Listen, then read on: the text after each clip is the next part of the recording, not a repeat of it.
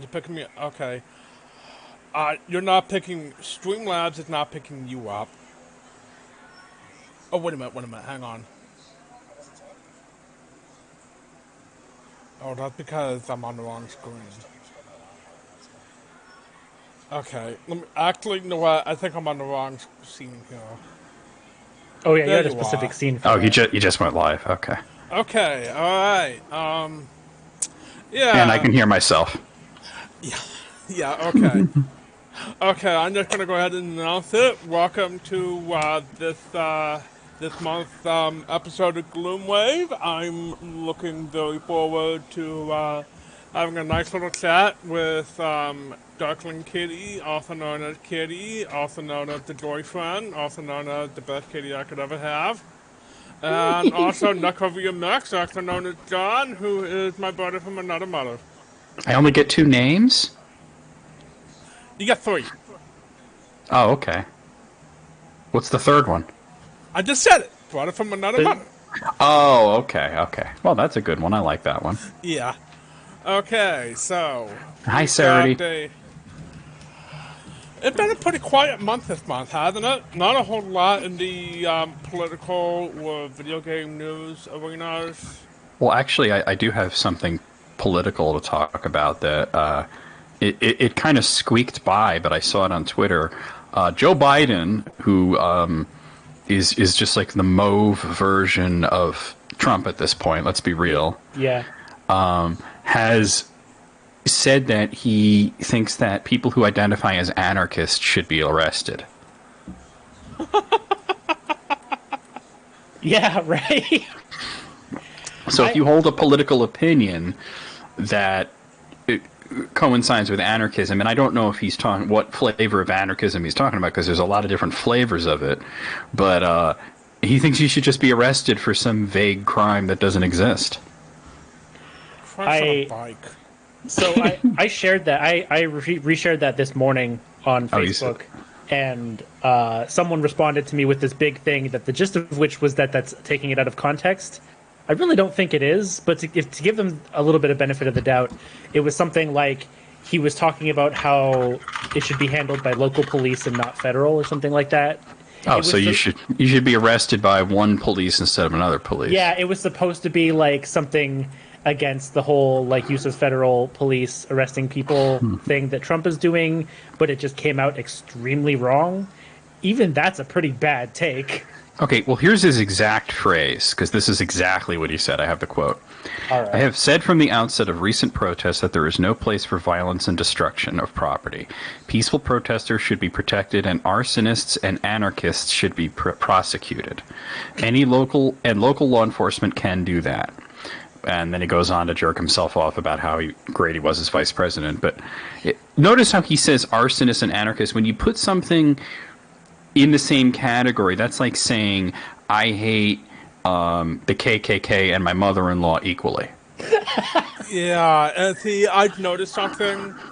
Also, I'm in the process of posting updates on the everything I've got going here. Yep. So it's like, basically, he's thinking that like an anarchist is someone going out and they're breaking shit. When in my personal experience has been, it's more like sweaty Reddit posters. You're not wrong. So, hang on, my roommate is complaining about the noise. Oh dear. I'm gonna close my door. Yeah, you won't get. It says Sarity said you won't get kidnapped in an unmarked van. You just go to regular jail. Yeah, you won't go to super jail like that Adult Swim show. that's better. Phew. Okay, I'm Reassuring. back. Glad we got that sorted out. Okay, so the thing that gets me about the whole Joe Biden thing with the anarchism and all that is it just really goes to show that people really don't seem to understand what anarchism actually is. Well, it doesn't matter if they understand it or not. It's the fact that they're basically saying that a political position in and of itself is a crime, regardless of what that political position is. It's basically the thought police now. Yeah, yeah. But see that I think with Joe Biden, he doesn't care what actually anarchism actually is. To him, an anarchist is like, some sort of weird black lab bomb thrower straight out of the Like late 1890s. maybe he saw V for Vendetta like in the other room with the sound off. Shit. Hey, Smiles. Welcome. Yeah. Hi, Smiles. Welcome to the show. Yeah, I've been busy putting stuff together here, so I haven't actually looked at the chat. So let's see. We got April. We got Riddle. We got Smiles. Nice to see y'all. Hope you can stick around. Anyway. Okay, I'm totally discombobulated here because I got interrupted by my Recombobulate roommate yourself. and all that. Recombobulate yourself. Take I'm a breath. working It's on all it. good. Yeah. Take a deep cleansing breath in through the nose, out through the mouth. Tickle your taint, and find your center. I think if you can find your center while tickling your taint, then you're more. Well, you've obtained nirvana. You're much closer to Nirvana than I am. Hey, Fish. So now where'd my phone go? Do you want me to I was not text prepared you? for this today. Do you want me to text you so that it'll ping? No, it's probably downstairs. It doesn't Oh, matter. maybe I should call you and leave a rude voicemail then. Okay, well, it doesn't matter. None of this matters. Let's get back to the show. By the way, Okay, you're still in my phone as Death Row Tall. What? You're still in my phone under Death Row Tall. Oh my god, I can't believe. I never changed it. Hey, now and welcome. Yeah, no, my old phone actually had a ringtone. It was the Death of Despair from South Park. And I really need to make my new phone do that. Oh, I actually have a clip to show you later related to that. Oh god. Okay. So, I guess there was a Stalker trailer that came out for a trailer for Stalker 2 that came out not too long ago. A teaser at best. Yeah, and honestly, I haven't watched it yet because, well, first of all, I know what Stalker looks like, and second of all, I'm skeptical about it because this has been in development for, oh gosh, I want to say the last 8 years at least, right? Yeah, because what happened was is after Call of Pripyat came out, it turned out that GSC Game World was actually horribly mismanaged. Like every other game company. Oh, Gasp. yeah, but this was some interplay shit. Basically, it was so badly mismanaged that the company basically just kind of disappeared up its own asshole. And we all thought that was the end of Stalker. And then they randomly announced Stalker 2 to try and keep up some goodwill. And that didn't work. So here we are 10 years later, and I'm just like, what the hell was Stalker 2 when I cared about it 10 years ago, you know? Okay, question. Specifically for you, June. What do you think has a better chance of actually releasing? Stalker 2 or System Shock 3? System Shock 3. That's really saying that there's no chance in hell that we'll see Stalker 2. Yeah, because with System Shock 3, I mean, at least I know that's been worked on.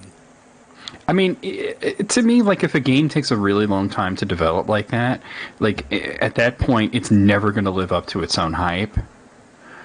Say, for example, Duke Nukem Forever. Well, yeah, but that was just legitimately bad. I'm talking about, like, even if they bring out a game that's like a solid 7 out of 10, like, it's decent, nobody's gonna give a shit. Yeah, because, games are basically a product of their time. Like, okay, you Duke Nukem Forever as an example. If that game had come out in 2006, I don't think it would have been savaged nearly as bad as it was. Because it was, let's be honest here, it was a 2006 game. But here's the thing, 2006, and I looked at this, I could not find, like, a good first-person shooter that came out in 2006. So, yeah, it would have fit right in.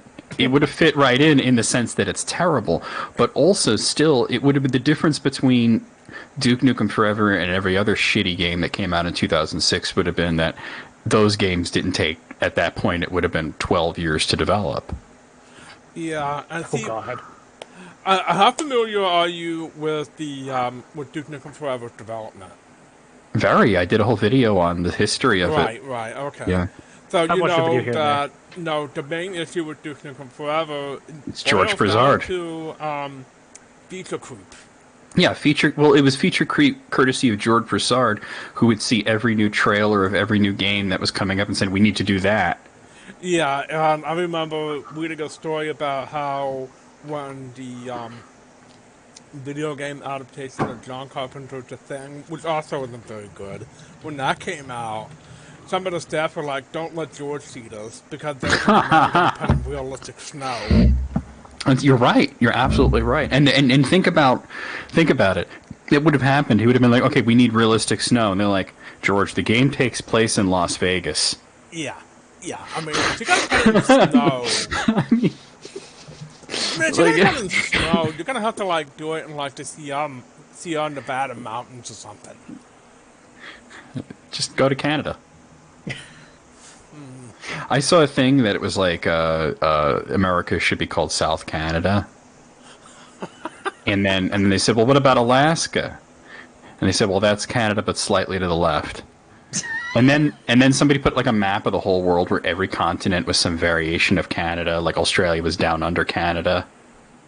And then somebody put a solar system where it was like the sun is hot Canada, you know, and the Earth is like Canada prime. Pluto was Canada is a planet, you know, like that. And then somebody put out the galaxy and all it says was Milky, eh?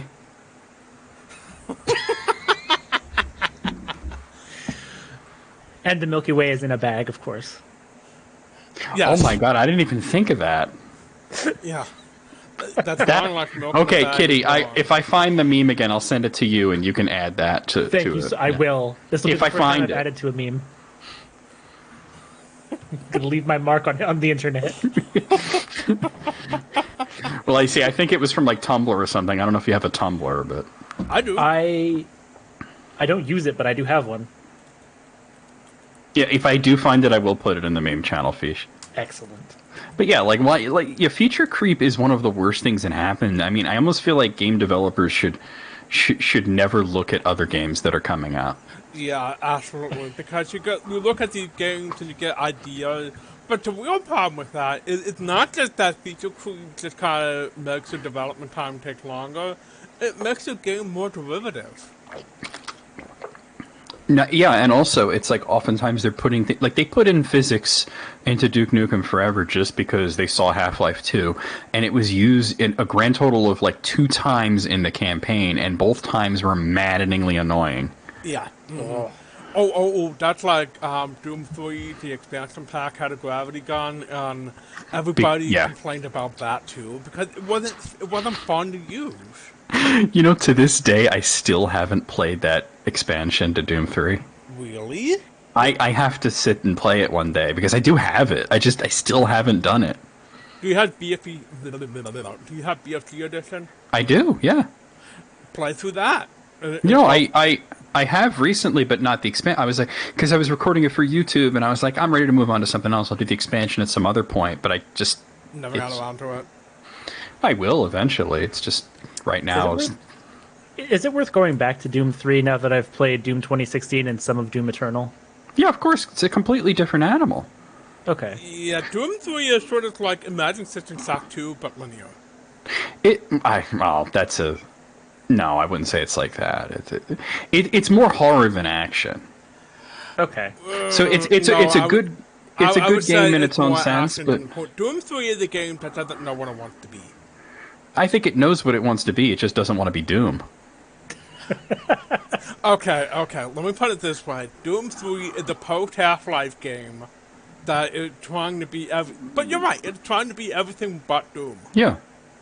But you know, I mean, have you ever seen like the version of Doom 4 that got canceled before it got like they basically were doing Call of Duty with demons. I mean, that's not the game we want to play. Yeah, I remember seeing that. That sounds closer to Doom But but it's not because it was like only 2 weapons at a time. It was it was literally Call of Duty with demons, literally. Yeah. Like Doom, I want to carry 50 guns that are all larger than myself and fire a million bullets at a time at horrible things that are jumping around and spitting acid out of their dicks. I would play like semi-realistic war shooter, but with demons on the other side, but not as a Doom game. Yeah. I mean, there's Doom mods that do that. Yeah, honestly, okay, I do like Call of Duty, but I feel like Call of Duty should stick to Call of Duty. Yeah.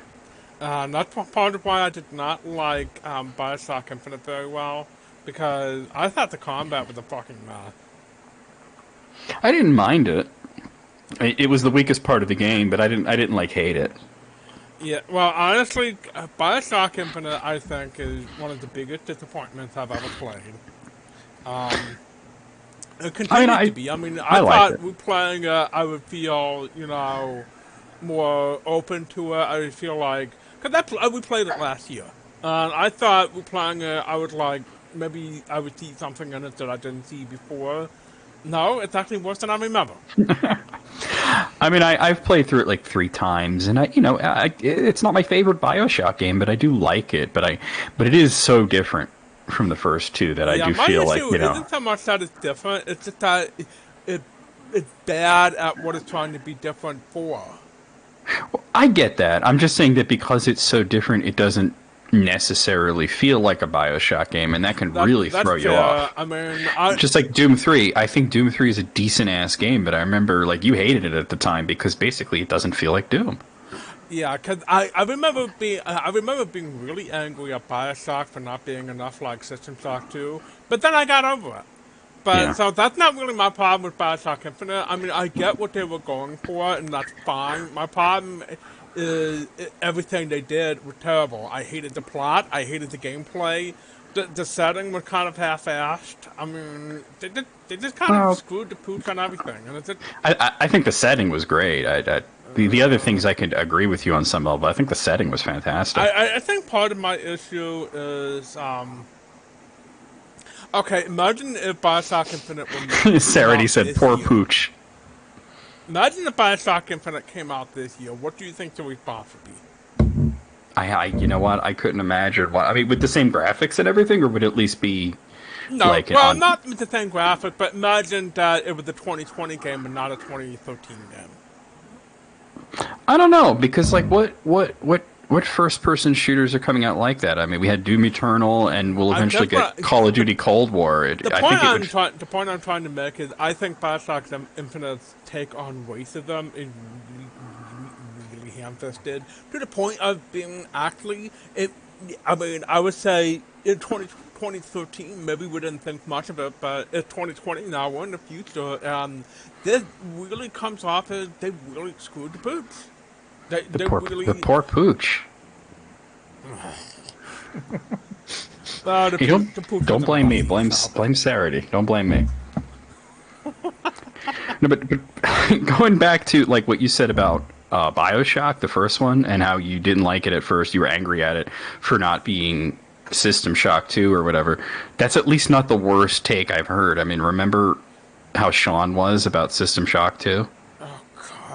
Okay, yeah, Sean was such an idiot. You know what the best part is? He had never actually finished the game. He'd never even finished like half the game. Yeah, he said it was too scary or something like that. Yeah, and I mean, I get it. It's a creepy game, but holy shit. I mean, it's not the scariest game I've ever played. But this was after refusing to play it because he didn't think it had anything to offer, and he made all these weird... I mean, you're going to remember better than I am. What happened was, it wasn't System Shock 2 that he was like that about. It was the first one? He called it System Shock 2 Light, and I'm like, what the fuck, dude? Oh. And I'm like, that is not... first of all, they share a lot of the same development ideals, the concepts and all that, but also... This game is like extremely right up your alley, Sean. What is wrong with you? Play the game. So years later, he finally sits down to play it.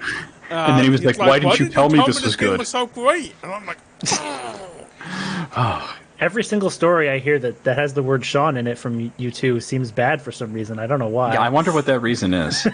I can't think of it. Kitty, Maybe I it'll got. Sean on me. I mean, Kitty, maybe one day we got to like dig up the Sean archives and bring you up to speed. You know? Oh no! Oh my God. I mean, I've been picking up bits and pieces, and I'm getting a sense of the person's character. That was actually a common thing where he would dismiss something out of hand, and then later on act like he discovered that thing. Oh, good. Oh, You know, wonderful. Yeah. Like it happened with Peter Gabriel's music, because I remember he was really pissed at me, really pissed at Amazon, and he was taking it out on me for some reason, because he bought a whole bunch of progressive rock albums and they were recommending the new Peter Gabriel, which this was 2002, so it would have been up, and he was angry at it because he had this thought in his head that's like cheesy pop music. Oh my God. And he's like, and he was like one of those people that can't just listen to prog; he has to be a butthole about it. Isn't that most prog zombies? It's like at least 98%, yes. Now But it's a super barrel. Super Barrel. Oh no! No, see, God, no. Barrel's not a dick like that, though. But he could be an insufferable like kid sometimes, but he's not a dick. Sean was like a straight up dickhead, and so I'm like, dude, you know, you're talking about prog this, prog that. I'm like, Peter Gabriel was one of the first few people to play that style of music. And then, like, I was like, maybe you should, like, listen to some samples or something before you, like, judge this album. And then, you know what he does? He judged the album. He changed his mind completely based on the cover. You know what the best part of all this is? Anybody watching this is going to have no idea who the hell we're talking about. Does it matter? Not really. Just saying. I mean, you know, like, even, like, I'll be streaming and I'll say something like, fuck, and then Wayne will go, God damn it, Sean. Wayne's never met Sean. I'm gonna work to throw a goddamn it Sean into my next stream. There you go. God damn it, Sean. Oh God, speaking of God damn it, you know what I remember I was thinking of last night, John? God? Damning it? No. Remember when there was we saw that news clip about some kid that went missing in Tucson? Oh. Yeah, I had you record a whole thing where I just needed you to say, God damn it, Mark. And so you recorded a whole bunch of takes of it, and they were also funny. I used them all for a Zombie Sneak You Attack. used every single one. I thought you would just pick one that you liked. I just used all of them. Yeah, it was based on a story. It was for Zombie Sneak Attack. It was based on a story where, like, I heard, you know, like, young girl in Tucson, Arizona missing, and I just went, God damn it, Mark. Yeah. Okay. So, Up to his old tricks again. oh, good lord. So, Man, I just brought up Gama Sutra. What? Gama Sutra. Oh, okay. Yes. I was a little worried there for a moment. I was intrigued. Okay, I was ready for it. This is literally the first headline.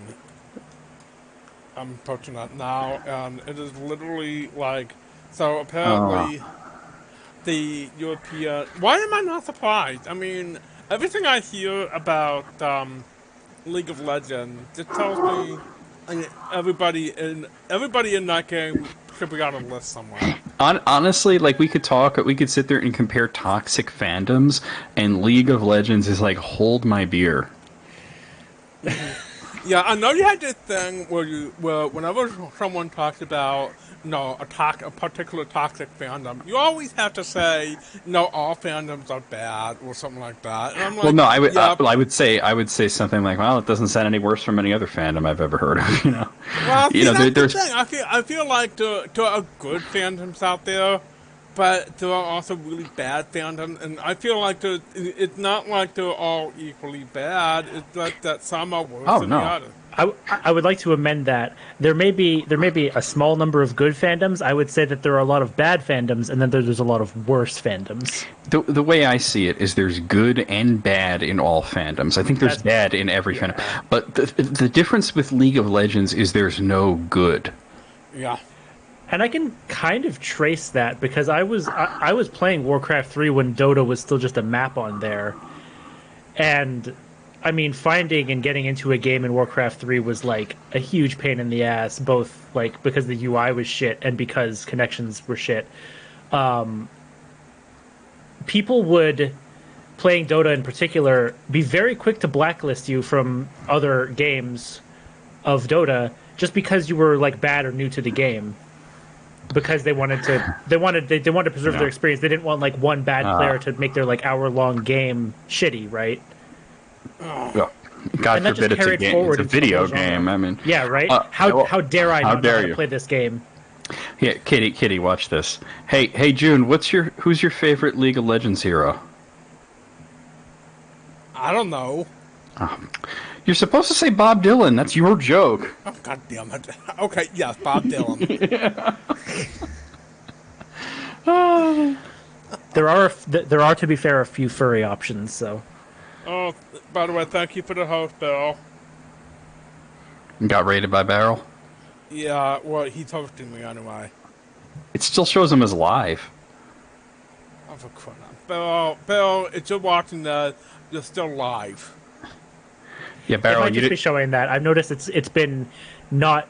I'm gonna refresh, but sometimes you raid and then you don't hit end stream in Streamlabs and you're still live. Like even though you're hosting somebody else, like if that person goes offline and there was a time where Barrel did that and was live for like more than a day.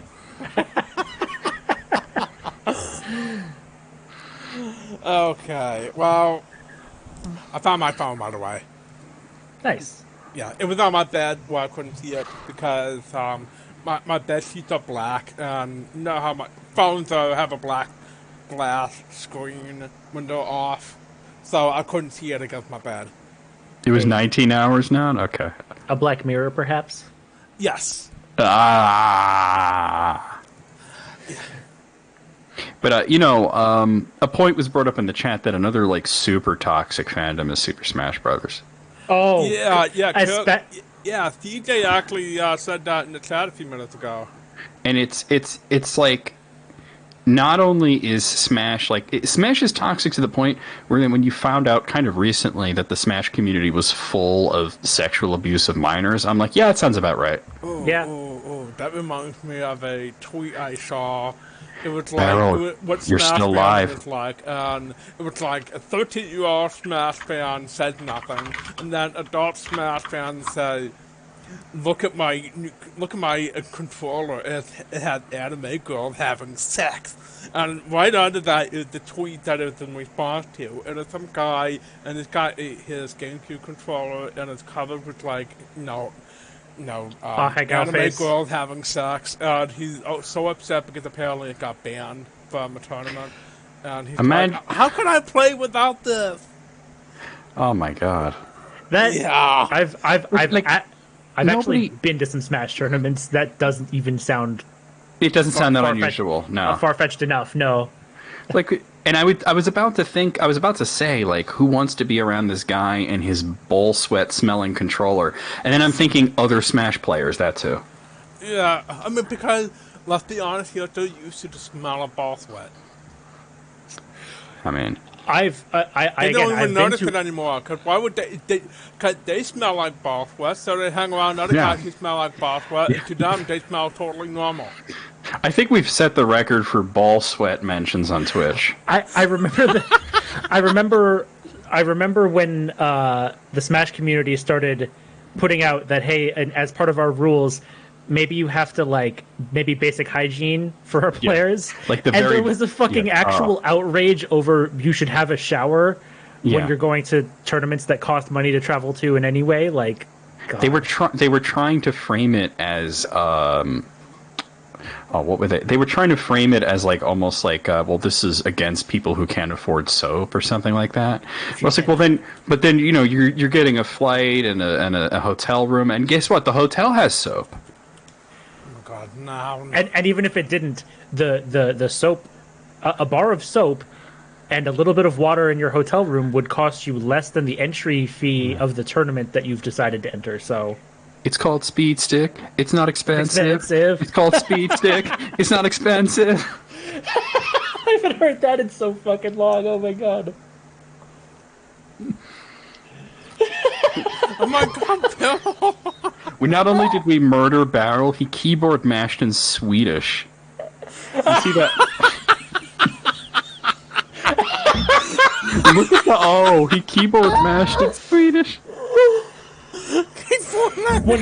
When you just revert to your native tongue while you're keyboard mashing. Kog. All those J's are silent. They sound like Y's. Oh my god!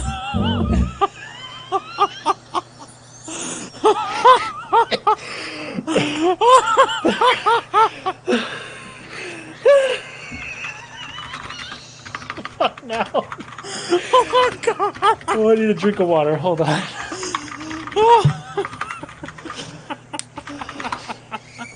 I need one You know, too. you really need like a screen like they use in The Simpsons when Krusty's like drunk or something, and they put that like experiencing technical difficulties, and it's like somebody getting like an anvil hitting their head or something. Yeah, I actually have one. I have a be right back screen. I think you probably No, but you specifically need a June broke screen. Yes. Yes. Well, you know, I also had this, and just so you know, there's no voice Discord channel for the screen. Fresh bananas every day. It's too funny because like I heard you say it long before the screen came up. So I was prepared. It did show up, Barrel. Yeah, we saw Yeah, your they- host, Bill. And I appreciate the host. June's alerts are very subtle and quiet. What? Unlike us. I said your alerts are subtle and kind of quiet. Like I have alerts that have literally scared me, and you have like a thing that goes in the corner of the screen for like half of a second and doesn't really make much of a noise. Yeah, my alerts have been broken. I don't know what's wrong with them. Yeah, I don't get raid alerts at all. Well, you know what? No, I've rated you, and I've got. Well, hold on. Let me go and host you, and I'll see what pops up. Okay. Because One I have an moment. alert box. Yeah, I've mentioned this, June, that the same thing happens when I raid you. The alert does show up briefly, but it's Yeah. extremely quick, and then It's like, a very immediately subtle fades. alert. It's an extremely subtle alert. It shouldn't be, because I have, like, the most obnoxious GIF I could find for it. But it's that ooh, what's this thing, right? Oh yeah. Yeah. But it's only there for like half a second. I've seen it. I'm not even sitting in the Streamlabs, so... Well, I have. Hold on, I can't seem to get my shit together right now. Where's my friggin' dashboard? Obnoxious peanut butter. Oh, here we are. Obnoxious peanut butter. I haven't died I'm for gonna host you. peanut butter. All right, I'm hosting you now.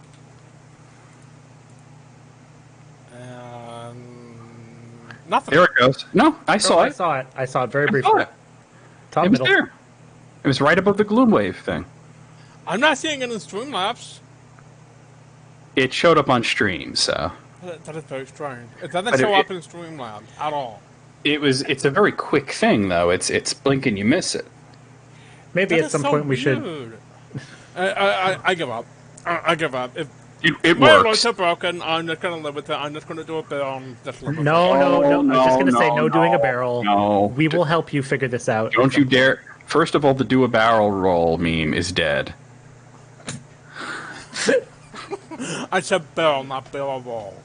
I know, but I had to make that reference. Well, okay. To be fair, Bill does kind of roll over sometimes. There you go. There you go. Okay. But hey, that's between you and Barrel. Anyway, so we're gonna talk about. So we're gonna talk about something else now. Fresh strawberries every day. Oh God, no! I want strawberries. Who wouldn't? I actually Fresh have some pineapples downstairs 7 in the times a fridge. week. Not a fan of pineapple, personally. Oh my God, I love pineapple. Yeah, I know you do, but Fresh ketchup every it's ketchup. But I will say this: pineapple does not go on pizza. Oh, of course it doesn't. Oh, see, Oh, I'm gonna have to.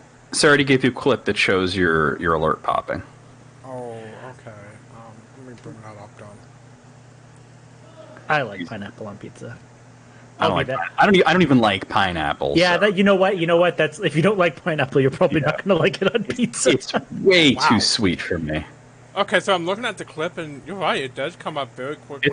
It's fast, and I thought that was a stylistic choice. I thought you wanted it to be fast like that. Like, it doesn't even show up in Streamlabs. It's like when I first started streaming, it used to show up, and now it doesn't show up at all. And now I'm seeing that it pops up in stream for, like,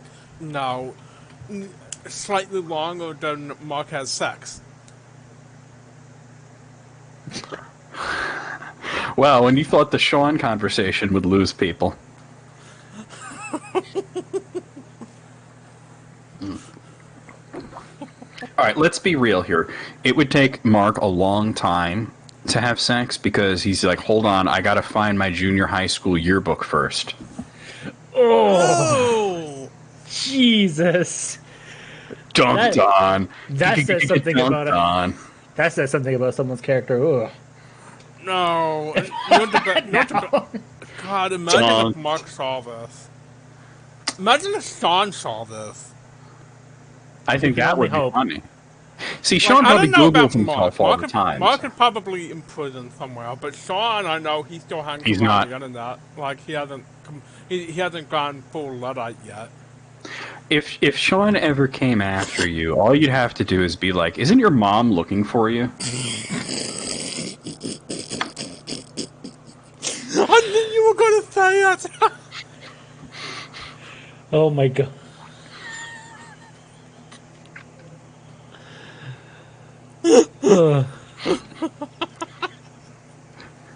June is experiencing technical difficulties. Please stand by. After these messages, we'll be right back. Lemo! Blast dope out. Fresh mom jokes every day? I don't know. I failed my marketing class.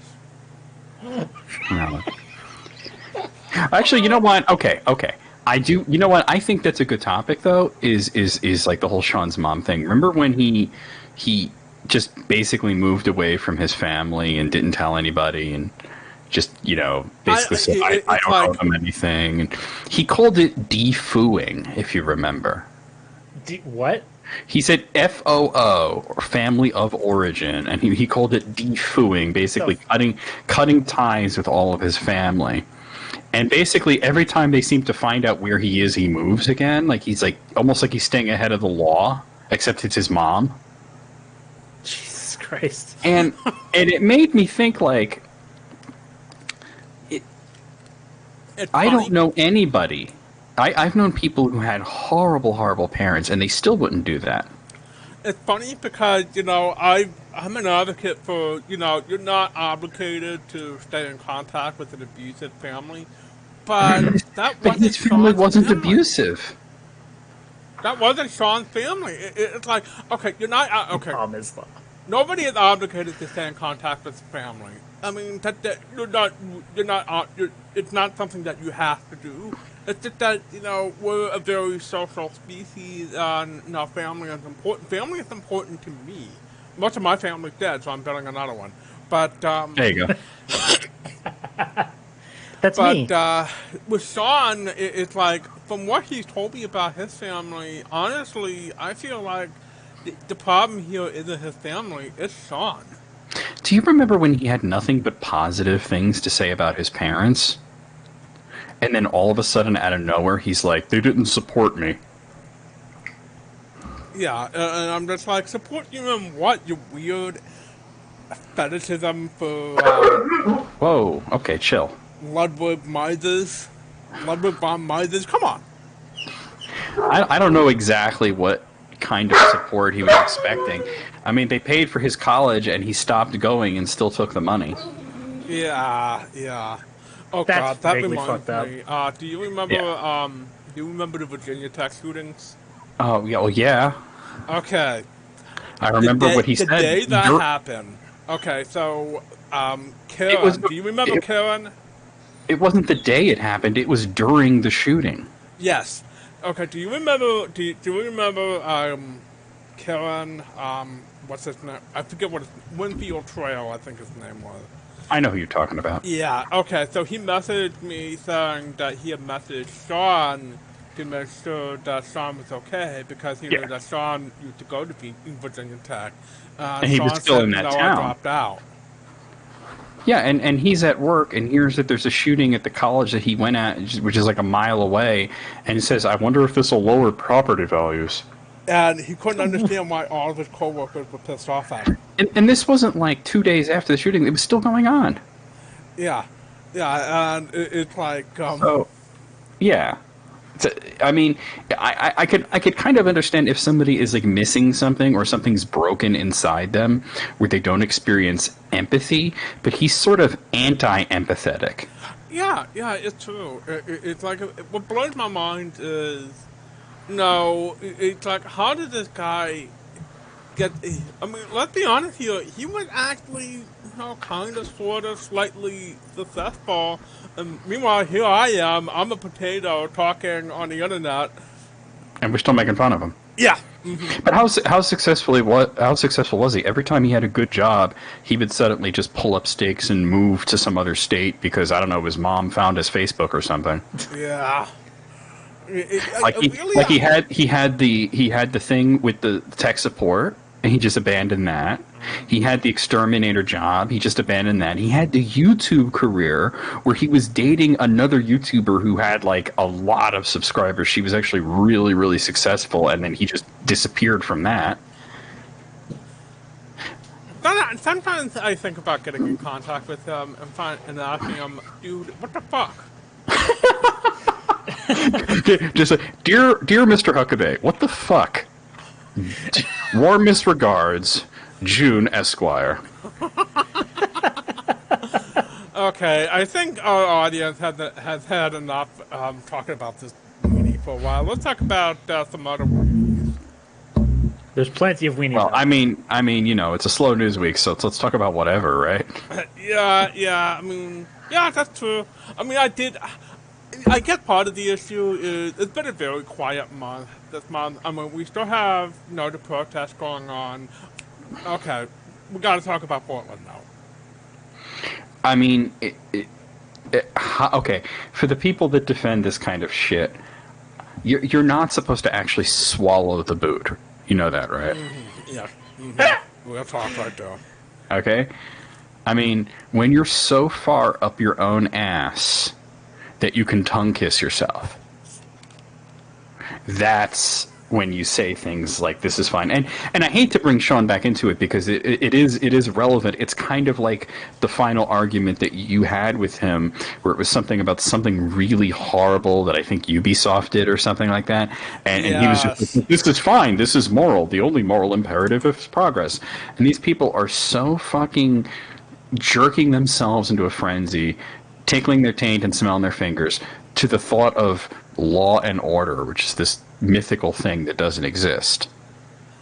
Yeah. Where you see people who are doing really nothing just get randomly kidnapped and disappeared like we're North Korea. And how are these people that are like always talking about government tyranny, they're fine with this? It's funny because if you think about it, a lot of these people, they make so much noise about like individual freedoms and how the government shouldn't interfere in people's lives and all that. But what they really mean is they don't want the government, they don't want interference in their own lives. They don't give a shit about people they might disagree with. They don't give a shit about It's Al. Yeah, I mean, they only care about themselves. That's the key takeaway from what I've seen with the response to Portland. It's like, you got these literal federal kidnapping squads that are just disappearing people. Why aren't you out in the street protesting it? Because this is exactly what you've been screaming about for 40 years, that you were worried was going to happen to you. But now that it's not happening to you, but it's happening to, brown people and moms and people other than you don't give a shit. Yeah, whoever happens to be there sometimes. Yeah. But, you know, two things. One is another layer of how scary it is that they're not really federal agents; they're PMCs. Oh Yeah. God, I forgot about that. You know what I mean? That's been proven because they wear the fucking patches. And the other thing is, like, haven't they seen the meme? First they came for the X, then they came for the X, then they came for the X, and then there was nobody left but me. Yeah. And And they I've all said it think that, in the past, they'll cannibalize can't themselves happen to eventually. them. It's like, it blows my mind because it's like they've forgotten all of the propaganda they've been regurgitating for 40 years about how. Oh my because God, you did not because just as say soon as that a word a minute Democrat is in office, they start screaming about, no, there's going to be death squad coming for conservatives, but now that it's happening to someone other than them, they couldn't care less. Kitty, you heard that too, right? I did. They've never once changed how a word was pronounced by being corrected. I don't think it's going to work now. It's not going to matter, yeah. Yeah, so it kind of blows my mind. But no, it's funny you brought up Ubisoft, and Ubisoft has been in the news recently as well. Oh yeah, the abuse allegations. Yeah. The investigation that they're claiming is happening. Yeah, Yes, already like boom. Yeah, it's funny because now they're doing this whole we investigated ourselves, and it just kind of blows my mind because it's like none of this is a surprise to me because I seen Ubisoft slowly turn, because Ubisoft used to be a kind of decent company, very small, many years ago, and then they just kind of blew up and they started, eating their competitors, which Sean and I got into an argument about many years ago. And then, they just kind of turned into, an alternate universe or a French version of Electronic Arts. Well, I've always called them the European Electronic Arts, but I don't ever remember them being anything but complete dog shit. And I'm not talking about the game. It was different. But that was like 15, close to 20 years ago. It's very different now. They're like, we're just that quirky company that makes Rayman. Yeah, it's like, I just remember when they were just really small, and like their biggest claim to fame was, what was it? It was Rayman. Cell. Splinter Cell was basically like Metal Gear for jocks. Okay. But that was like the only thing they did that mattered. But then they started getting really big, and I remember thinking, I'm not gonna say that they were always great, but back then they weren't the kind of juggernaut that Electronic Arts was. Okay, you know what's interesting is you just sort of made me have like a bit of an epiphany. All of their games can be described as X for jocks. That is unfortunately true, and I say that as someone who really likes the Watch Dogs franchise. GTA for jocks? No, GTA. Rayman, GTA it's for Mario jocks. for jocks, Barrel. What's Might and Magic then? Here's a Might and Magic. D&D for jocks. Shit, you're not wrong. Oh no. Assassin's Creed is Prince of Persia for jocks, right? Yeah, but okay, but I'm going to dispute you. I'm going to say, no, GTA is GTA for jocks. If anything, Watch Dogs is like the opposite of that. Okay. If I want to be okay, then it's real Saints Row generous, for I would jocks. say that Watch Dogs is Saints Row for jocks. It's what? It's Saints Row for jocks then. No, what? I got it. It's Death Ex for jocks. There you go. Actually, that's better. Gex is Sonic for jocks. Oh shit. Did they make Gex? I thought that was somebody else. Beyond Good and Evil. Oh yeah, this. Oh man, I remember getting excited about the sequel for Beyond Good and Evil. Gex was Crystal Dynamics. CJ, what? What? What? Oh, that is what? Isn't that every hour? What hour reminds me of Penis Hour at George Clooney's house. What hour isn't Penis Hour? I mean, well, sometimes it's ass hour. But Well, that's mostly on Saturdays. Saturday night, to be specific. Saturday night's all right for asshole. Get a little anal in.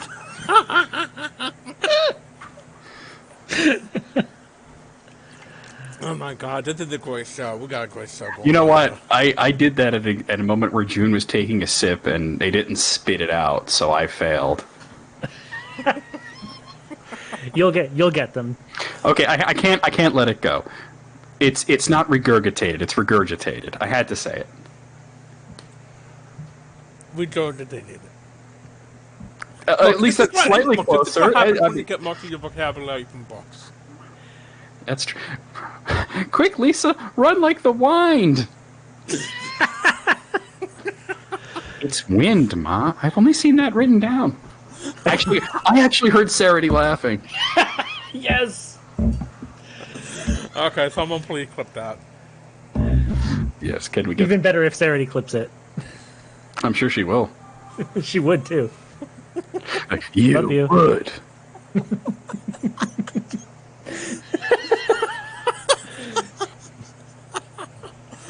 You know, I had this conversation with Barrel, and I'm sorry for calling you out, Barrel, because Barrel is likes Ubisoft games, and that's fine if you like the games. It was like getting really excited about like their conference or something, and I was like, yeah, but they ain't shit.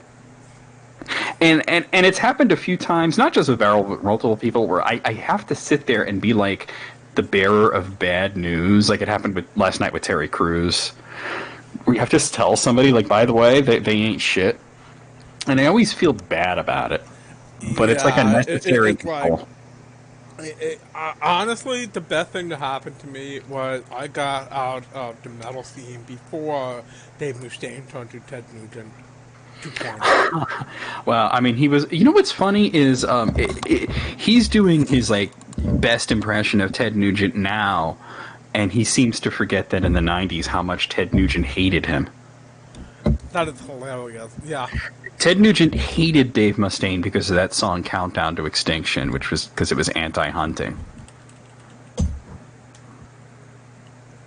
Yeah, we got Smiles asking who Terry Crews is. Someone. It's Ted Cruz's brother from another mother. Wrong answers only. Hey, that's not a wrong answer. I guess. No, you're right. I guess it's not. Shit. No, it's funny is I never actually owned an N64. Like, my parents never bought me one. What happened was, my mom was dating a guy named Craig. That was his middle name, by the way. His first name was John. So his full name was wait, so John Craig Whitaker. But he chose everybody Craig called over him John? Craig. But when he went into ministry, he started calling himself, are you ready for this? The Reverend J. Craig Whitaker. No way. I'm not kidding you. I'm not kidding you. That's So too funny. anyway, so Why? Why not? anyway, so at first he wasn't a bad guy, but there were certain red flags. I'll go into the whole Craig story some other time, but suffice it to say, he had a son, Michael. Michael had an N64 that Craig held on to, so when Craig had visitation, Michael would be able to have the N64 to play. So I made a deal with Michael. When Michael wasn't with Craig, I had the N64, so I could play N64 games. So I had some N64 games that I would play on the N64, even though the machine wasn't mine. So, and then when he came over to visit with his dad, I would give up the N64 for the weekend and all that, and we had a nice little deal out of that. Anyway, You so and what his, happened you shared was, custody of the N64. You shared custody of the N64. Yes, we did. So, anyway, what happened was his mom eventually broke up with Craig, and I had to give up the N64, but that was okay, because a friend of mine from school gave me hers, and because he didn't want it anymore, so so somewhere in a box downstairs is the N64. I mean, I still have mine. I still have mine. I mean, yeah. I think mine's at my it's one of the mom's. only consoles from that era that I still have. Because my PlayStation 1 is gone somewhere. I don't know where it is. Oh, that sucks. Yeah, my PS2 is, well, I had to give up my PS2 fat because the disk drive broke. Oh, That sucks. But I do have a Slim still, and that's actually right behind me. I left behind my GameCube because I have a Wii now. And my The only GameCube's laser was kind of acting funny anyway, so it's not that big a deal to me. the only consoles from my childhood that I don't still have, the Atari. I don't know where the hell that ever went. That was like lost in the '80s. The original Super NES that I had broke, and I brought it to a TV repair shop, and the guy charged me like $10 to just swap it out for a working one. nice. And then my Dreamcast, I actually still have it, but I kind of dropped a CRT monitor on it. Oof. And it never worked after that, which is a shame because I used the Dreamcast basically as an emulator machine at that point, so it kind of really sucked to lose it. That's about all it's good for. Hot take, I think the Dreamcast is an overrated console. It had a lot of fantastic games, it's just that these days all those games can be played elsewhere. Yeah. Yeah, That's what happened to the Wii U as well. One by one, every game that was worth owning a Wii U for is getting ported to the Switch Dude. anyway. The wonderful 101 is on Steam now. It's on Steam. I forgot about that. Oh, Yeah. I gotta pick that up and play it. At some point. The only two games that I can think of that are still Wii U exclusives would be, well, I guess, wait, Mario and Rabbids, that's one, right? So that's three. No, Mario and Rabbids was a Switch. Oh, it's a title. Switch? Oh, okay, so there's two then. There's Xenoblade Chronicles X, which there's like a 100% chance that'll wind up on the Switch. Yeah. And there's Pikmin 3, which I think there's about a 95% chance that'll wind up on the Switch. Well, or they'll make a Pikmin 4. Yeah, but, I mean, that's like saying, we have McDonald's at home. Yeah, I know, but I mean, it's the same reason no, why. I thought about getting a Wii U, but, there's really no point at this point. But there's less point every day. I mean, yeah, Mario Maker, that is true, and it's interesting because there's actually a few features in Mario Maker that aren't in Mario Maker 2, which I think is bizarre. Mainly just the costumes now. Everything. Yeah. Mario Maker 2 has a whole ton of actual gameplay level features that one didn't have, so you'd really only go back for costumes. Nintendo Land. I really did not like the Dreamcast. I had two, and they both broke. Well, mine broke, but like I said, it was my fault. I dropped a CRT monitor on it. So. Mine broke, on their own accord, because, one technically sort of worked, but the problem is it only worked if the CD drive, the lid was very slightly open. If you closed it all the way, it wouldn't work. For a while I after did my not like the Dreamcast. I thought it was a pretty crappy system. for a while after the whole incident with the TV, I could get it to work by resting something on the lid, but then it didn't work anymore. Yeah, but it kind of. It's funny to me how people get so excited about Dreamcast stuff. Like they say, it was such a great console, and I'm just like, Well, because it was at the it's a time. shit console. It's one of the worst consoles. Yeah, I mean, Sega was on its last leg as a hardware developer, and it showed. Yeah, I mean, it was. You got to remember, when people say it was a good console, they're having nostalgia for the games that they enjoyed on that console at the time. They're not thinking of how poorly constructed it was. Yeah. Yeah, I mean, I and me as a fighting game fan, and I'm sure that Kitty will back me up on this. I mean, that was the system where you had Street Fighter 3 and Soul Calibur and Marvel vs. Capcom 2, and I mean, if you were into fighting games, that was the console to have at the time. Yeah, Yep, that's fair. It was hard to own some of those at all, let alone on other consoles. And Marvel vs. Capcom 2, by the way, the Dreamcast is really still the only good port that you could reasonably get. I mean, okay, the PlayStation 2 port is fine. It's rarer than hen's teeth. I think wasn't the Dreamcast port the one they were going to be using for Evo before Evo completely fucking imploded? Yes, they were using it. There you go. They were using funny it. is, there was actually going to be a System Shock 2 port to the Dreamcast. Oh my god. Half-Life was going to come out on the Dreamcast too. I remember. Yeah, that didn't happen. Okay, are you aware, do you know the Half-Life expansion Blue Shift? Yes, of course. Okay, that was originally going to be part of the Dreamcast version of Half-Life, and when that didn't materialize, they simply ported it to the PC.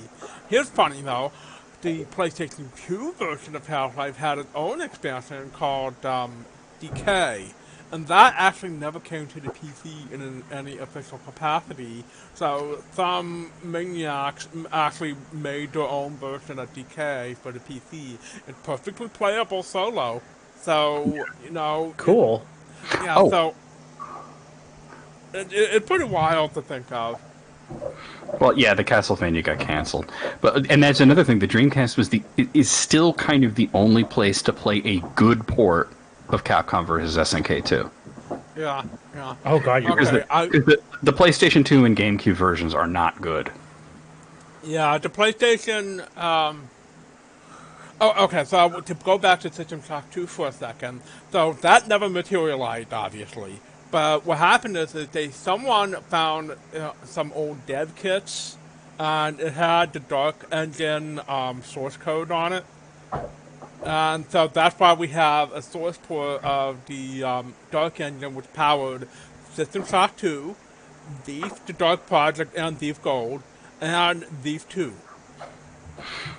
Okay, so because you mentioned, or I mentioned, and we talked about it briefly, Half-Life for the Dreamcast. It's part of an exclusive club. There's very few games that did this where the strategy guide came out, but the game never did. Yeah. Mm-hmm. Yeah. It's like there with like Star Fox 2, you know? Yeah. That's kind of funny to me. Yeah. I think Final Fantasy 2, they were like 2 seconds away from releasing the strategy guide when it got canceled.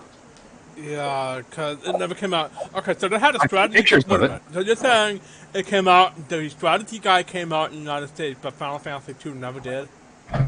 No, they didn't actually release the strategy guide, but I've seen pictures of it. Like it was like an advertising flyer that had the game and the strategy guide, and it had the title Final Fantasy II Dark Shadow over Palakia. And it never came out. They canceled it, and it's funny because like when there was actually a almost complete, like a 80% complete English ROM of it, a prototype that was so rare that when fan translators went and worked on it later, they were unaware of it and did it from scratch. Wow. I mean, it was years and years later when somebody finally found a prototype cartridge of Final Fantasy II. Now, sometimes I wonder what happens to when games like this don't get released for whatever console. Okay, System Shock 2, we know what happened to that. It was actually two things. One, the Dreamcast sat to bed with the lights on. And two, Looking Glass Studios sat to bed with the lights on. They had a habit of that. Almost two different beds. Yeah, they shared the bed. And, you know, so that was the whole mess, and Grandma was in the room, and all her church friends were coming over for dinner. And everybody brought a plate. Yeah. Daryl brought up another example, Fable Legends. The art book and the soundtrack came out, but not the game. Ah, yeah. I mean, Daryl's the one that actually cares about Fable, but, you know, that's a good example. It's a very exclusive club. But what's interesting specifically about Half-Life was that Half-Life, you know, was already out on PC. It's just that there was specifically a strategy guide made for the Dreamcast version. Yeah.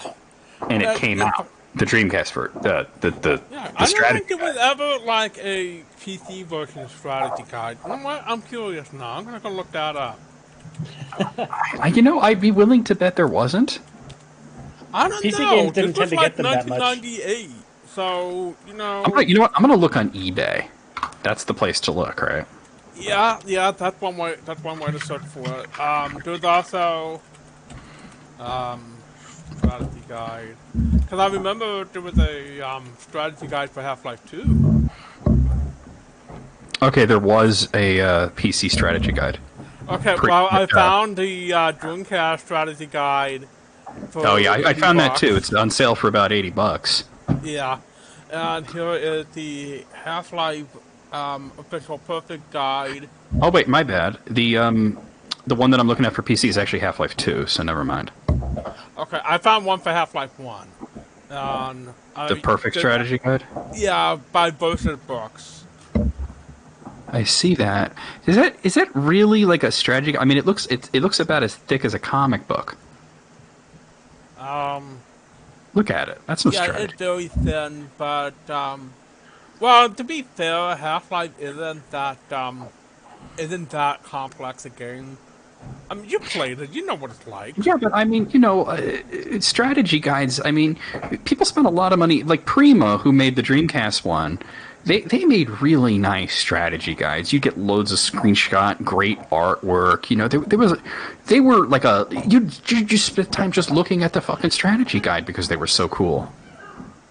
I did that. So I'm looking at it, and it looks to me like this might be for the PlayStation 2 version.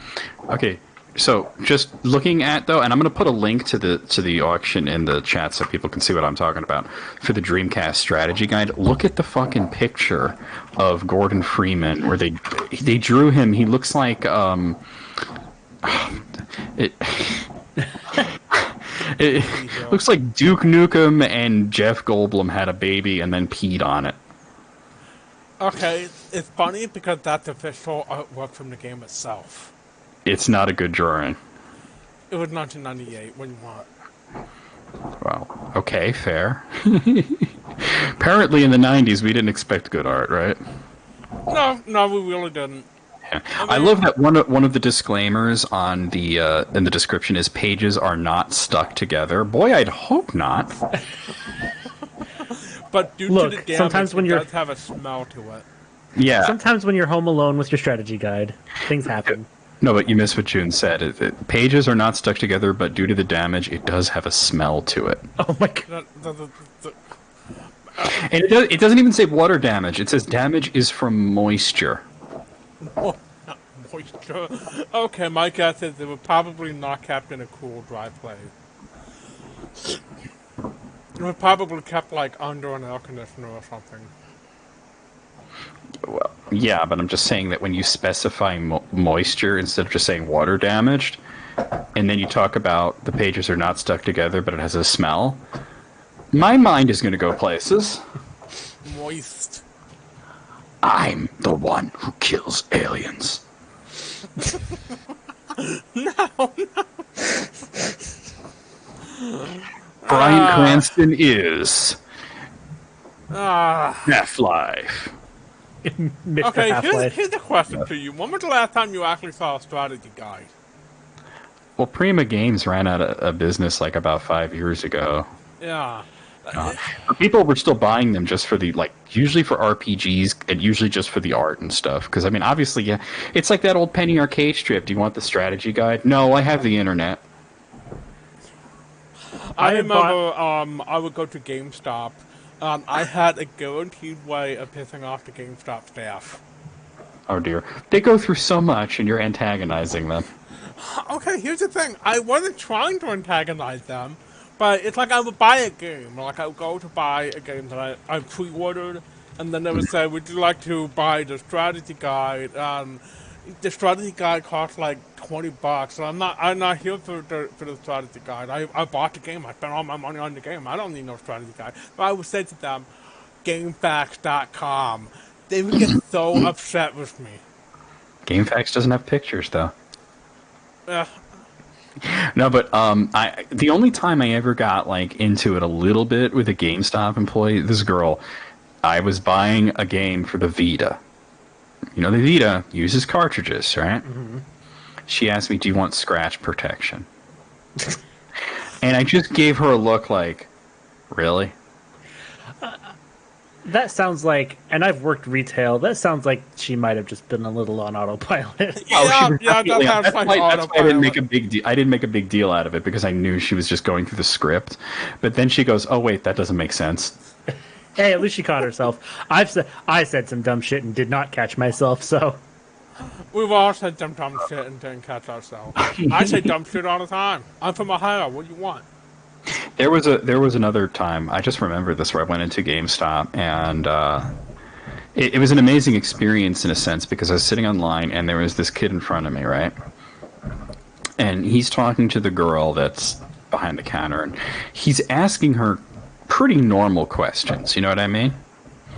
And you could tell that this girl could not be more done with this whole conversation. She's rude. Not always the case.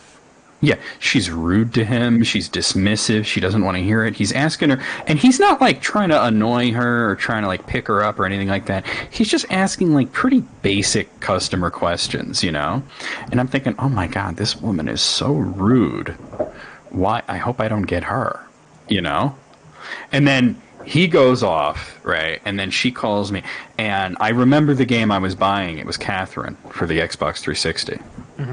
And she fucking lights up. All of a sudden, she's smiling, and she wants to engage in conversation with me. And I'm actually kind of in a hurry, so I don't really want to talk to her. But she's like, she starts talking about what game she likes. And I'm thinking, like, man, she didn't have time for that kid. But all of a sudden, she wants to talk to me. And then it hit me. He was black. She was a fucking racist. Oh. This black kid is asking her things like, you know, like basic customer questions, and she's rude, like really visibly annoyed to even have to talk to him. I just want to pay my $60 and go home and play the game, and she wants to have a conversation with me. Good Lord. That was the worst GameStop experience. Well, that and the time I got stuck behind a guy who smelled like vomit, but that's, you know, basic. I'm trying to remember the last time I actually went into a GameStop. Last time I went to GameStop was to get Pokemon Moon version. The last time I went into GameStop for a new game might have been... Actually, Shit, I don't know. You gotta be close to... Okay. I was only going there for 3DS. I was only going there for 3DS games. Yeah, because sometimes I go in there, because there's one in the mall here, and sometimes I go in there to see what they have, but the last time I actually pre-ordered a new game, or I went in there to buy a new game, might actually have been Duke Nukem Forever. Because I can't remember another time when I went in there to buy, like, something new since then, because, really, who goes to GameStop anymore? I had a funny conversation with the local games because, like I said, I went in there just to buy 3DS games, you know, and I would buy like, you know, like my Pokemon or my Zelda or whatever, and they say, "Is there anything you want to pre-order?" For, you know, and I go, "Nah, man, I only come in here for 3DS," and you know, I said I mostly just play PC games. I play on Steam, and the guy goes to me, "Well, we sell Steam games." No, they fucking don't. No, they do. Well, they sell like they do. They do. They sell like the codes, and I'm like, yeah, but I'm an adult with a credit card. What do I need to come here to buy Steam games for? Right. I mean, for kids, that's great that they do that. Yeah. Oh God. No, I remember when they were still selling like PC games. And I remember when I got Half-Life 2.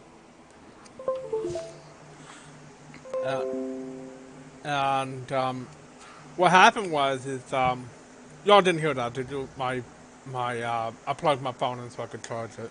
No, I didn't hear it. Nope. What? Anyway, I didn't hear anything. Anyway, so I remember when I got Half-Life 2, and apparently they heard it on stream. Oh, interesting. Okay. I didn't hear it, but they heard it on stream. Interesting. I swear, Twitch is weird. Twitch is on something. It's always on some bullshit. You're probably not getting that salad. That cheap Kmart crack. Anyway, so I went to GameStop, and I remember getting Half-Life 2. And that was like one of the very last years that they were seriously selling PC games. Because it was like maybe 2005, 2006 that they just kind of stopped selling PC games. Well, they never really stopped. It's just that their PC game section became 5 copies of World of Warcraft and 1 extremely beat up copy of Oblivion. That was every GameStop. Yeah, And sometimes the collector's that edition. counts as stopping selling PC games because well, I guess what happened is I have a couple of theories as to why that is. First of all, World of Warcraft, because nobody was buying PC games because World of Warcraft and the industry was actually. I'm going to be nice and I'm going to say that the PC gaming industry was in transition at the time.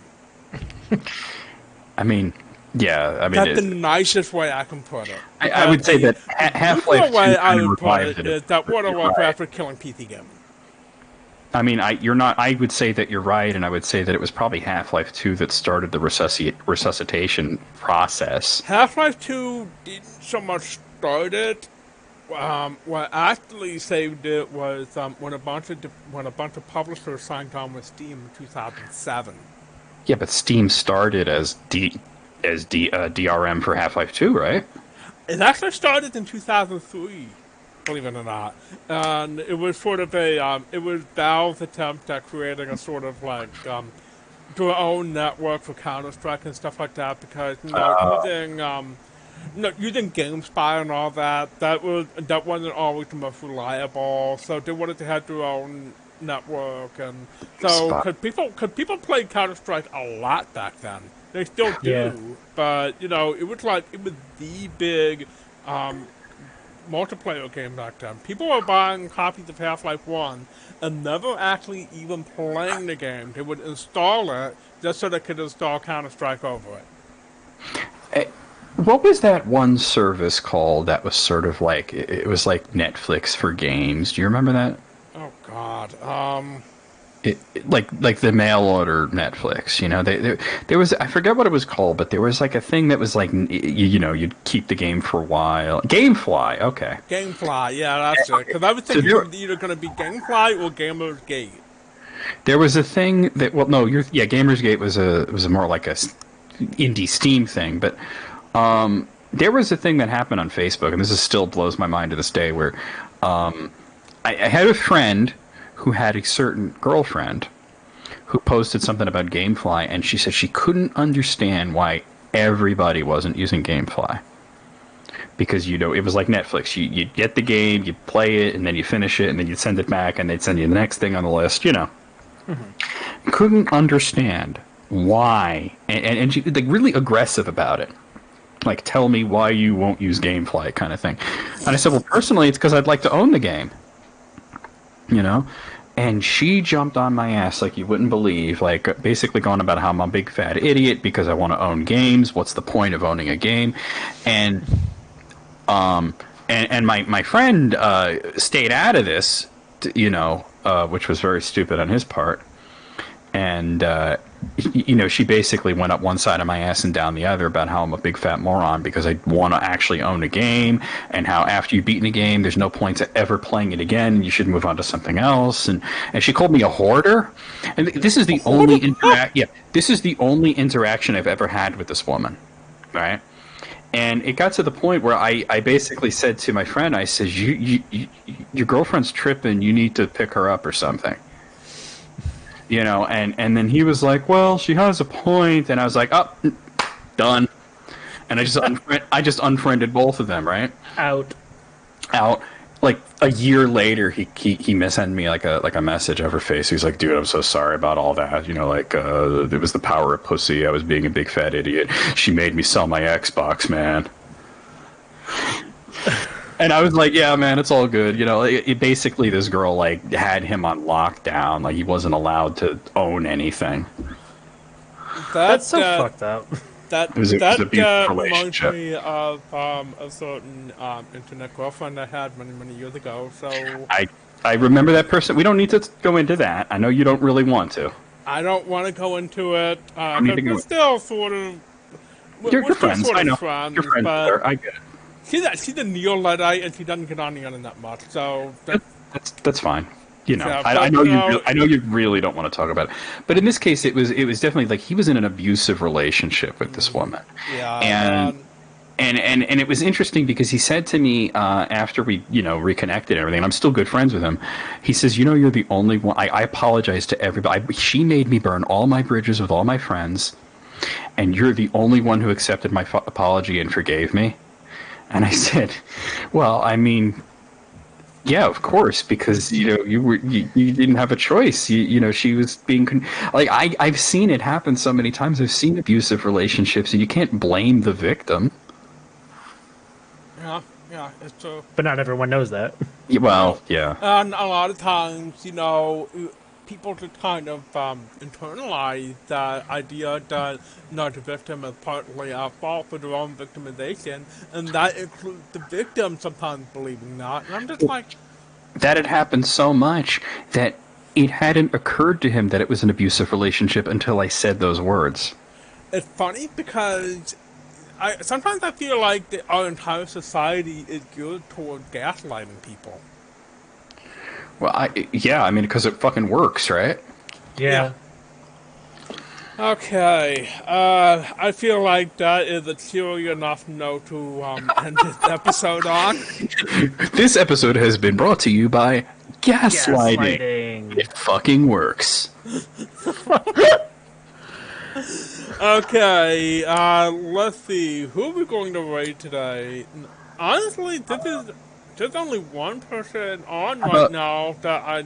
Okay, we have Real Pixel playing Halo 5 Guardian, but we also have... I was going to say Pleasantly Twisted is on. Pleasantly Twisted is on.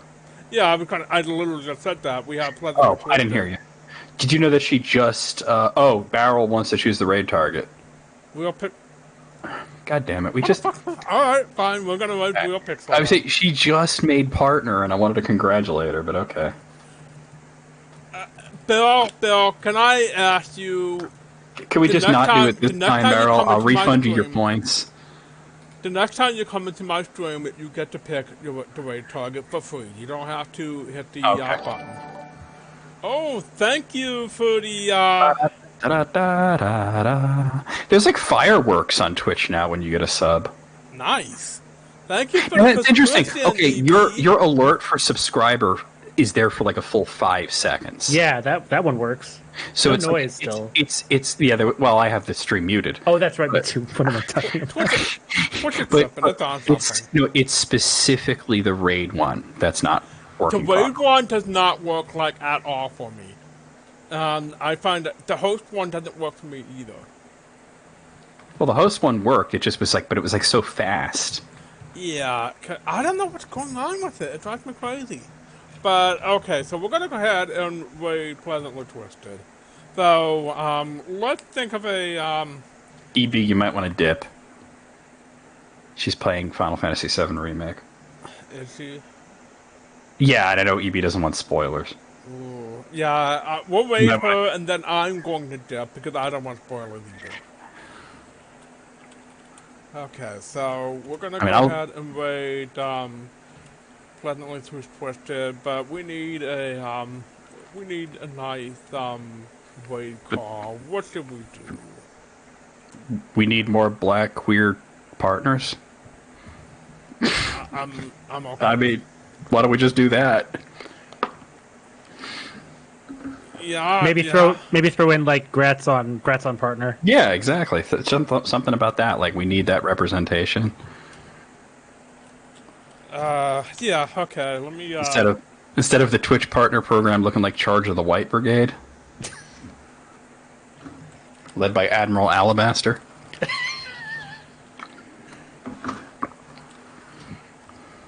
More like Admiral Alabastard. No. Whites are game. Oh Shit. Oh, you ain't shit for that. Oh. That's right, the two races, gamer and political.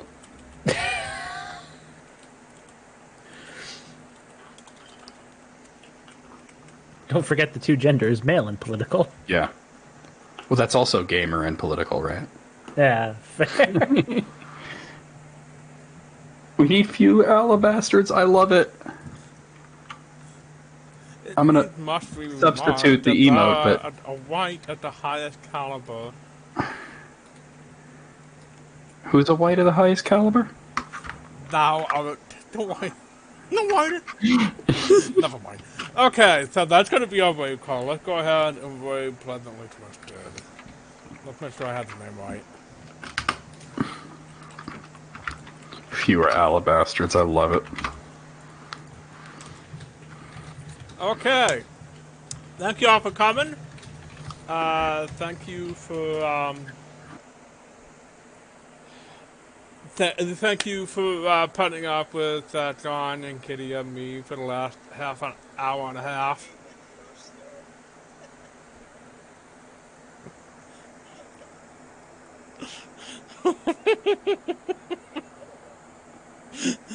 Anyway, so I love you all so much.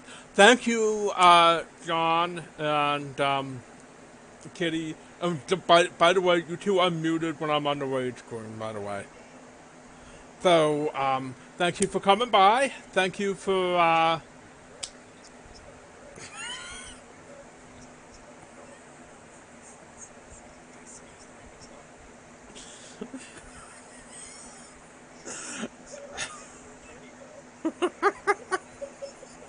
you can't hear it, but John is being obnoxious as fuck.